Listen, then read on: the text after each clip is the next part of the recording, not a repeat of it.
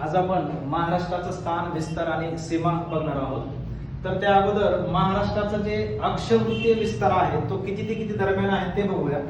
बघा, महाराष्ट्राचा अक्षवृत्तीय विस्तार आहे 15°37' उत्तर ते 22°6' उत्तर, आणि हा विस्तार किती आहे? अक्षवृत्तीय विस्तार आहे 700 किलोमीटर।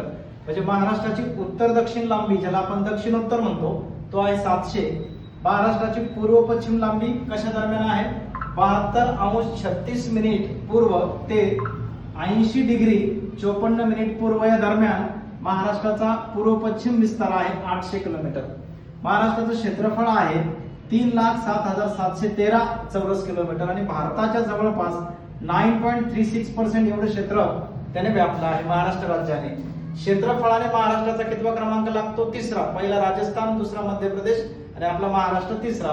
महाराष्ट्राच्या उत्तरेला आहे मध्य प्रदेश, महाराष्ट्राच्या पूर्वेला आहे छत्तीसगड राज्य, महाराष्ट्राच्या आग्नेयेला आहे तेलंगणा राज्य, महाराष्ट्राच्या दक्षिणेला आहे कर्नाटक आणि गोवा राज्य, आणि महाराष्ट्राच्या वायव्येला आहे गुजरात राज्य, आणि इकडे दादरा नगर हवेली।